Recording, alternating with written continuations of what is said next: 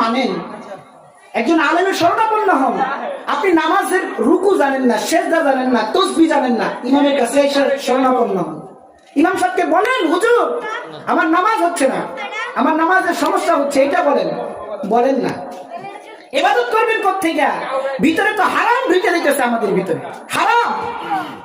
রিজিক যদি হারাম হয়ে যায় ইবাদত তো কবুল হবে না। ইব্রাহিম আদহাম রহমতুল্লাহ আলাইহি, বলখের বাদশা ইব্রাহিম আদহাম রহমতুল্লাহ আলাইহি, উনি একদিন রাতের বেলা দাঁড়ায় দাঁড়ায় ইবাদত করতেছেন। আগের কালের রাজা বাদশারা কিন্তু বর্তমান সময়ের মতো না, ওনারা রাত কাটাইছেন ইবাদতে। ওনারা রাত কাটাইতেন ইবাদতে, আর আমার আপনার রাত কাটে স্মার্টফোনে। ঠিক কিনা? ঠিক কিনা? ইব্রাহিম আদহাম রহমতুল্লাহ আলাইহি দাঁড়ায় দাঁড়ায় নামাজ পড়তেছে। ইব্রাহিম আদহাম রহমতুল্লাহ আলাইহি উনি শুনতেছে, ওনার পিছনে দুই ফেরেশতাই কথা কয়। দুই ফেরেশতা কি কয়? আল্লাহ পাক ওনাদের কানের পাওয়ার এত দিছে, ফেরেশতাদের কথা ওনারা শুনতে পাইতেন। আপনি বলবেন আমি শুনি না কেন? আইয়ুব বাচ্চুর কান ছিলেন বেশি করে, শুনতে পারবেন। ইব্রাহিম আদহাম রহমতুল্লাহ আলাইহি শুনতেছেন দুই ফেরেশতা কথা কয়। কয় এই এই চিননি চিননি কে? কয় কে? কয়টা ইব্রাহিম আদহাম, এর রাত কাটে ইবাদতে। সুবহানাল্লাহ, রাত কাটে ইবাদতে। সুবহানাল্লাহ। জাননি? কয় আজকে কয়েক মাস হইল ইব্রাহিম আদহামের কোন ইবাদত আসমানে যায় না। কয় কেন যায় না? কয় 2-3 মাস আগে মক্কায় গেছিল খেজুর কেনার জন্য, খেজুর কিনতে গিয়ে 2টা খেজুর ফাও খাইছিল। 2টা খেজুর ফাও খায় তো নিজের ইবাদত ঝুলায় রাখছে। ইব্রাহিম আদহাম রহমতুল্লাহ আলাইহি এই কথা যখন শুনছে, শুইনা শুইনা মাথা খারাপ হয়ে গেছে। ইব্রাহিম আদহাম রহমতুল্লাহ আলাইহি নামাজ শেষ করছে।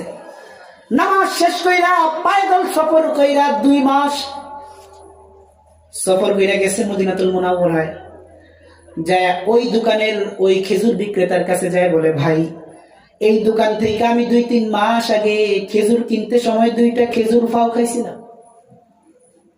এই 2 খেজুরের ঋণ পরিশোধ করার জন্য আকসা থেকে হাইটে আসছি, আমাকে মাফ করে দেন। যুবকটা ডাক দিয়া বলে, আমার বাবা ছিল এই দোকানের মালিক, আমার বাবা মারা গেছে, আমার বাবার ঔরসে আমরা 2 সন্তান, আমার বাবার সব সম্পদ 2টা ভাগ হয়েছে, 1 ভাগ আমি, আরেক ভাগ আমার ছোট ভাই পাইছে। আপনি যদি পরিপূর্ণ ঋণ পরিশোধ করতে চান, 2টা খেজুরের ঋণ, 1টা খেজুরের ঋণ আমি আপনাকে মাফ করে দিলাম, আরেকটা খেজুরের ঋণ যদি শোধ করতে চান, অমুক এলাকায় অমুক জায়গায় আরেকটা দোকান আছে, আমার মতো সেম কাটিং এর আমার আরেকটা ভাই ওই দোকানের মালিক, তার কাছে গিয়ে মাপ নেন। ইব্রাহিম আদহাম রহমতুল্লাহ আলাইহি আবার সফর কইরা ওই দোকানে গেছে, ওই এলাকায় গেছে। যে সেইরা ওই যুবকের কাছে বলে, যুবক ভাই এরকম এরকম ঘটনা, আপনার ভাই আমার 1 খেজুরের ঋণ মাফ করে দিছে, আরেক খেজুরের ঋণ মাফ নেওয়ার জন্য আপনার কাছে আসলাম, আপনি আমার আরেকটা খেজুরের ঋণ মাফ করে দেন, আর যদি টাকা নেওয়ার হয় টাকা নেন, তাও আমাকে মাফ করে দেন। মাপ নিয়ে 2 মাস সফর করে আবার ইব্রাহিম আদহাম আকসায় ফিরে আসছে। মসজিদুল আকসায় যখন আয়েশা আবার রাতের ইবাদতে দাঁড়ায় গেছে, রাতের ইবাদতে যখন দাঁড়ায় গেছে, দাঁড়ায় সেইনা ইব্রাহিম আদহাম নামাজ পড়তেছে। আবার ওই 2 ফেরেশতা পিছনে আয়েশা কথা কয়, চিননি চিননি কেডা? কয় কেডা? কেডা তো ইব্রাহিম আদহাম। কয় কোন ইব্রাহিম আদহাম? কয় যে ইব্রাহিম আদহাম 2 খেজুরের ঋণ পরিশোধ করার জন্য মসজিদুল আকসা থেকে সুদূর মক্কা মদিনায় 2 মাস পায়দল সফর করে গেছে। দেখেন তাদের ভিতরে তাকওয়া কি পরিমাণ। ইবাদত করতে গেছে তার ভিতরেও ভয়, ইবাদত করছে তার ভিতরেও ভয়। আমি আর আপনি গুনাহ করি কিন্তু আল্লাহকে ভয় পাই না। আমি আর আপনি গুনার কাজ করি, মিথ্যা বলি, হারাম খাই, মানুষের ক্ষতি করি, মানুষকে গালি দেই, কিন্তু আল্লাহকে ভয় করি না।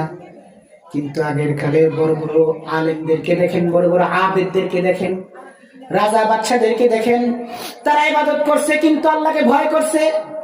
এমন ভয় করছে আল্লাহ পাকের আয়াত, ওয়া আম্মা মান খাফা মাকাম রাব্বিহি ওয়া নাহান নাফসা আনিল হাওয়া।